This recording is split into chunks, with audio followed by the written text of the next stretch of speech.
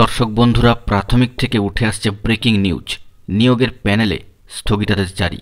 অত্যন্ত গুরুত্বপূর্ণ খবর থাকছে ভিডিওর মধ্যে।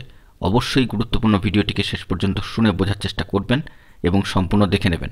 যে সমস্ত বন্ধুরা চ্যানেলটি এখনও সাবস্ক্রাইব করেননি, সাবস্ক্রাইব করে নিয়ে সঙ্গে থাকবেন। অত্যন্ত গুরুত্বপূর্ণ খবর প্রাথমিক থেকে। প্রাথমিকে শিক্ষক নিয়োগের প্যানেলে প্রকাশের ক্ষেত্রে মহামান্য কলকাতা হাইকোর্টের ডিভিশন বেঞ্চের তরফ থেকে স্থগিতাদেশ জারি। 2016 সালে প্রাথমিক শিক্ষক নিয়োগ সংক্রান্ত প্যানেল প্রকাশে স্থগিতাদেশ জারি করা হয়েছে সম্মানীয় ডিভিশন বেঞ্চের তরফ থেকে।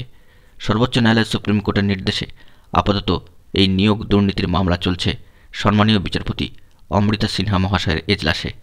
সেই মামলাতেই সমস্ত জেলা প্রাথমিক শিক্ষা সংসদের কাছ থেকে প্রকাশিত প্যানেল একত্র করে পর্ষদকে তা মহামান্য আদালতে জমা দেওয়ার নির্দেশ দিয়েছিলেন সম্মানীয় বিচারপতি সিনহা মহাশয়া 12 ডিসেম্বর।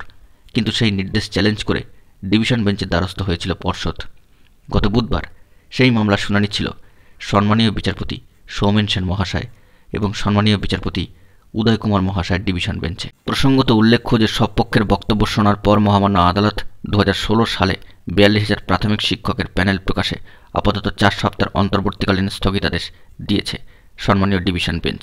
এক্ষেত্রে পরবর্তী শুনানি 4 জানুয়ারি, তবে বিভিন্ন ক্ষেত্রে 3রা জানুয়ারির মধ্যে অর্থাৎ 3 জানুয়ারির মধ্যে এ বিষয়ে কিছু রিপোর্ট দিতে বলা হয়েছে। বন্ধুরা, এখন এই পর্যন্তই। এই ধরনের গুরুত্বপূর্ণ আপডেটগুলি পাওয়ার জন্য অবশ্যই এখনই চ্যানেলটিকে সাবস্ক্রাইব করে সঙ্গে থাকুন। ধন্যবাদ।